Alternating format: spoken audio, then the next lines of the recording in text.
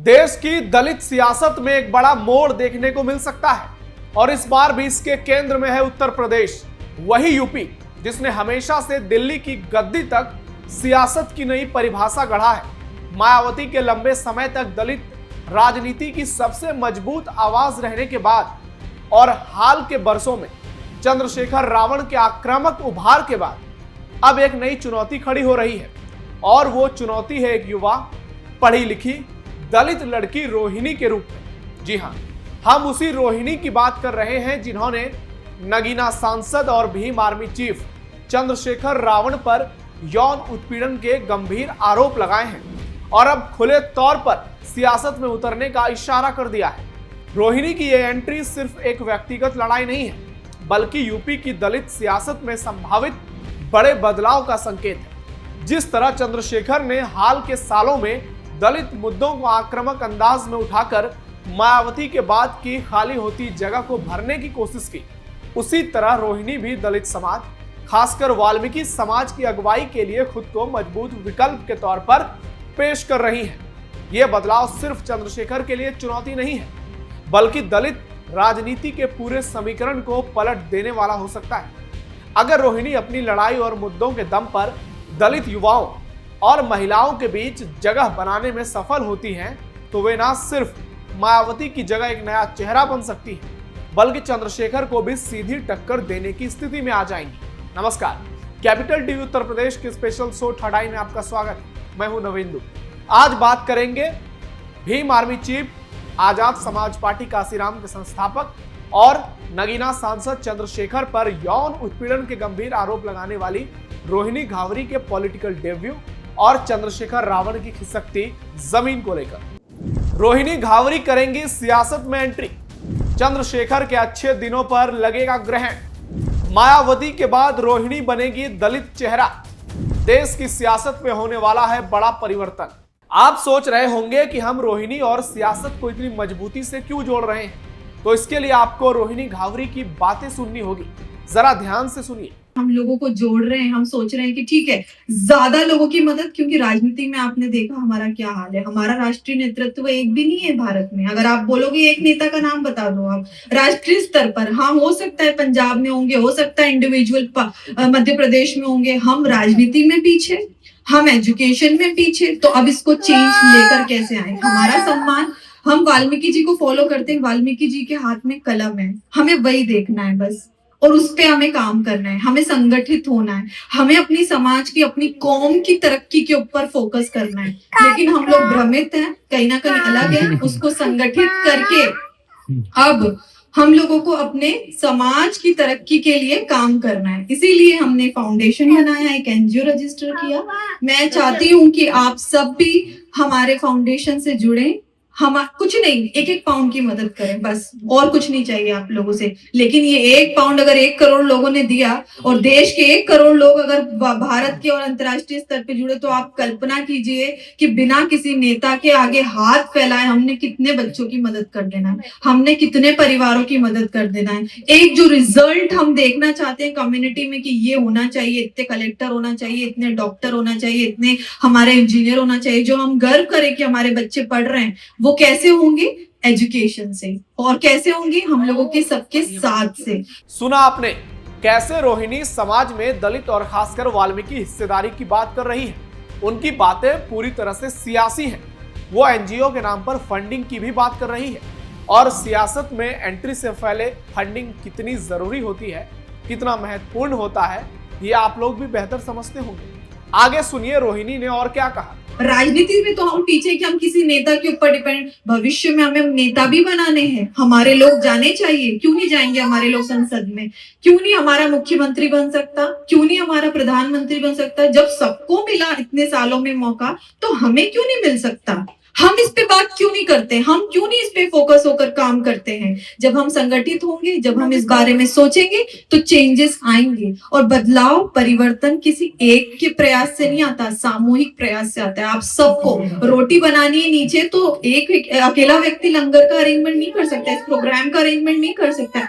सबकी कोई कंट्रीब्यूशन से, किसी ने पैसे दिए, किसी ने मैन पावर मेहनत की, किसी ने यहाँ पर गुरुजी के आश्रम में और मंदिर पर सेवा की, तो सबकी सेवा से ही सर्व सेवा और परिवर्तन आता है। रोहिणी घावरी जब बोल रही हैं तो किसी नेता से कम नहीं लग रही हैं और उन्होंने चंद्रशेखर रावण के साथ लंबा समय बिताया है, तो जाहिर सी बात है कि सियासत को बहुत करीब से देखा और समझा है और अब वो चंद्रशेखर के खिलाफ ही उन दांवों को आजमा सकती है।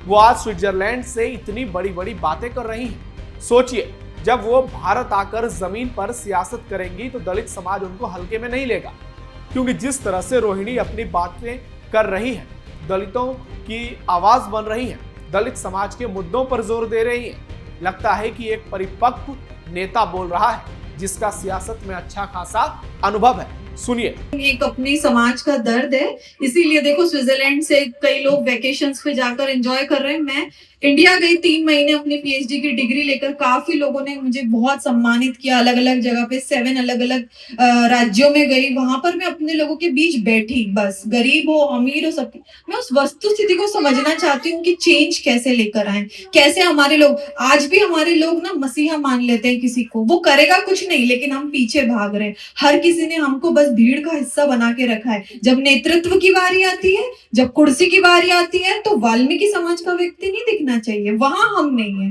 बाकी हम हैं भीड़ का हिस्सा, हम हैं यहाँ पर इनकी रैलियों का हिस्सा, हम हैं इनके वोटर्स, वोट देने का हिस्सा। जब बात आती है नेतृत्व की तो हम नहीं है, वहां पर हमारे साथ जातिवाद होता है। तो इस सोच को खत्म कौन करेगा? हमें किसी और के साथ हाथ नहीं फैलाना है, हमें संगठित होना है, हम लोगों को पावर एक अपनी गेन करनी है और उसके बाद हम लोग रिजल्ट देंगे। तो इस सोच के साथ, इस उम्मीद के साथ मैं यहाँ आप लोगों के बीच आई हूँ। आपने रोहिणी को सुना, आपने मायावती को भी सुना होगा और अब तो वो हाथ में पेज लेकर दूसरे का लिखा हुआ ही देखकर बोलती है, लेकिन जो अंदाज और तेवर रोहिणी के हैं वो शायद मायावती के कभी नहीं थे। हालांकि सियासत में तेवर से ज्यादा परिपक्वता की जरूरत होती है और मायावती ने वो परिपक्वता दिखाई, तभी वो प्रदेश की सबसे बड़े पद, मुख्यमंत्री पद तक पहुंचे।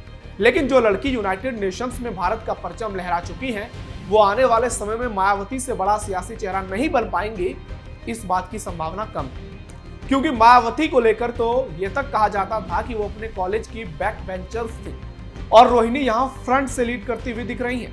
ऐसे में रोहिणी को हल्के में लेना चंद्रशेखर की तो भूल हुई ही, साथ ही उन लोगों की भी भूल होगी जो सियासत को नजदीक से देखते, समझते और परखते हैं। उत्तर भारत में बड़ा चेहरा बन सकती है रोहिणी। दलित पॉलिटिक्स हमारे देश में एक मजबूत कड़ी है, खासकर उत्तर भारत में। अगर उत्तर भारत की बात करें तो बिहार, उत्तर प्रदेश, मध्य प्रदेश, राजस्थान, छत्तीसगढ़ जैसे राज्यों में दलितों का प्रभाव सियासी तौर पर बेहद मजबूत माना जाता है। ये अपने दम पर चुनाव पलटने का मादा रखते हैं। 2024 लोकसभा चुनाव का उदाहरण आप ले सकते हैं, जब यूपी में अखिलेश यादव ने दलितों को साथ कर 37 सीटें जीतकर इतिहास रच दिया।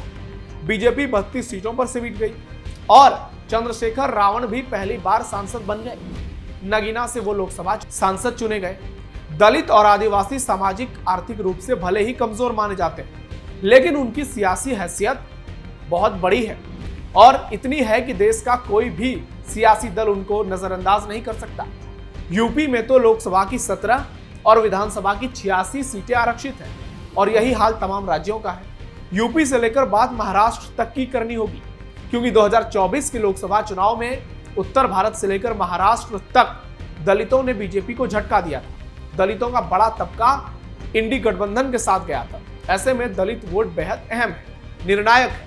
अगर वोट प्रतिशत की बात की जाए तो देश में करीब 17% दलित आबादी है और यूपी में 20% से भी ज्यादा है। अगर एससी और एसटी को मिला दिया जाए तो ये करीब 21% होता है। तो संभावनाएं बहुत है, बस दरकार जमीनी स्तर पर ईमानदारी से अपनी बात पहुंचाने की है, दलित समाज में खुद को एक विकल्प के तौर पर पेश करने की है और उनके बीच में भरोसा कायम करने की। यूपी के कई जिलों में दलित आबादी 25% से भी ज्यादा है। इसमें सोनभद्र, कौशाम्बी, सीतापुर, हरदोई, उन्नाव, रायबरेली, औरैया, झांसी, जालौन, बहराइच, चित्रकूट, महोबा, मिर्जापुर, आजमगढ़, लखीमपुर खीरी, महामाया नगर, फतेहपुर, ललितपुर, कानपुर देहात और अंबेडकर नगर जैसे जनपद शामिल हैं। और सोनभद्र में तो दलितों की आबादी 41% से भी ज्यादा है, जबकि कौशाम्बी में 36% से ज्यादा। ये लोकसभा और विधानसभा दोनों में निर्णायक साबित होते हैं। और प्रदेश की सभी 403 विधानसभा सीटों पर दलित हर जगह वोटर है। रोहिणी अगर यूपी से अपनी सियासी पारी का आगाज करती हैं तो सबसे बड़ा झटका तो पहले चंद्रशेखर रावण को ही लगेगा, फिर मायावती और दूसरे दलित ठेकेदारों को। चंद्रशेखर और मायावती की हिल रही जमीन। रोहिणी घावरी अगर सियासी एंट्री मारती हैं तो चंद्रशेखर रावण की हालत खराब हो जाएगी। जी हां, इसका सबसे बड़ा कारण है कि उन्होंने पहले तो चंद्रशेखर पर यौन उत्पीड़न के आरोप लगाए हैं और अब दलित समाज में एक मैसेज जा रहा है। हालांकि चंद्रशेखर पर आरोप अभी तक ना एफआईआर दर्ज हुई है ना आरोप तय हुए हैं। ऐसे में जब आरोप तय होंगे तब देखा जाएगा, लेकिन फिलहाल रोहिणी घावरी उभर रही है। लोगों को लग रहा है कि एक दलित लड़की ने एक सांसद से टक्कर लेने की हिम्मत दिखाई है। ऐसे में उसमें सियासी भविष्य तो दिख ही रहा है। दूसरी ओर मायावती की सियासी जमीन भी खिसकती जा रही है। अगर पिछले बार के विधानसभा चुनाव को देखें तो मायावती ने ना के बराबर प्रदर्शन किया था। लोकसभा में वो एक भी सीट नहीं जीत पाई और जाटव वोट बैंक, जो मायावती का कैडर वोट बैंक, वो भी मायावती से छिटकता हुआ दिख रहा है। ना वो दूसरे राज्यों में प्रभाव डाल पा रही हैं और आज के दौर में जो दलित युवा हैं वो चंद्रशेखर के साथ जा रहे हैं, वो दूसरी पार्टियों के साथ जा रहे हैं। उसका बड़ा तबका बीजेपी के साथ जाता है, एक तबका अखिलेश यादव के साथ रहता है। जाटव समाज का ही कुछ हिस्सा मायावती को मिलता है और अब गैर जाटव जो हैं उनमें मायावती के वोटरों की संख्या काफी कम हो गई। चंद्रशेखर रावण उभर जरूर रहे हैं, लेकिन जिस तरह से उन पर आरोप लगे हैं, यौन उत्पीड़न के आरोप जो महिला सम्मान से जुड़ा हुआ है, अगर वो आरोप साबित हो जाते हैं आने वाले दिनों में तो रोहिणी घावरी यूपी की सियासत की नई क्वीन बन सकती है और चंद्रशेखर रावण हमेशा के लिए हाशिए पर जा सकते हैं। रोहिणी उन पर हर दिन नए नए आरोप लगा रही हैं और चंद्रशेखर खुलकर मीडिया में कुछ कहने से इनकार कर रहे हैं। ऐसे में एक और मायावती को वो टक्कर दे रही है तो दूसरी ओर चंद्रशेखर को।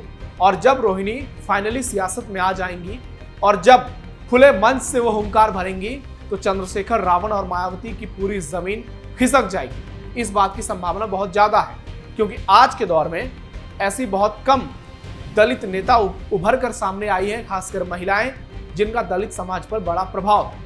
मायावती के बाद कोई बड़ा चेहरा नजर नहीं आता है और इसी कड़ी में रोहिणी एक बड़ा सियासी चेहरा बनना चाहती हैं। उनके बयान को हल्के में मत लीजिए। हमने जो उनकी बातें आपको सुनाई उसको आप हल्के में मत लीजिए। उन्होंने सियासत में आने को लेकर ऐलान नहीं किया है, लेकिन सियासत में तस्वीरें बहुत कुछ बयां करती हैं, इशारा बहुत कुछ समझा देता है और बॉडी लैंग्वेज सब कुछ बता देता है। रोहिणी घावरी बहुत जल्द भारत भी आएंगी, चंद्रशेखर के खिलाफ कानूनी लड़ाई भी लड़ेंगी और वो सियासत में भी एंट्री करेंगी। इस बात की पूरी संभावना है और आप देखिएगा आने वाले दिनों में यही होगा। कहा जाता है कि देश में सबसे ज्यादा संघर्ष आज भी दलित समाज ही कर रहा है। जिस समाज को 2 वक्त की रोटियों के लिए कड़ा संघर्ष करना पड़ता है, अब वो समाज प्रधानमंत्री पद की बात कर रहा है। और सबसे खास बात है कि इस बात की हुंकार एक पढ़ी लिखी दलित लड़की कर रही है जो नए भारत की तस्वीर को बुलंद करता है। ऐसे में रोहिणी का सियासत में आना बहुत कुछ बदल सकता है। यूपी की पॉलिटिक्स से लेकर देश की सियासत पर बड़ा असर देखने को मिल सकता है। आपकी क्या राय है? कमेंट बॉक्स में जरूर बताइए। फिलहाल थर्ड आई में इतना ही। आप जुड़े रहिए कैपिटल टीवी उत्तर प्रदेश के साथ। धन्यवाद।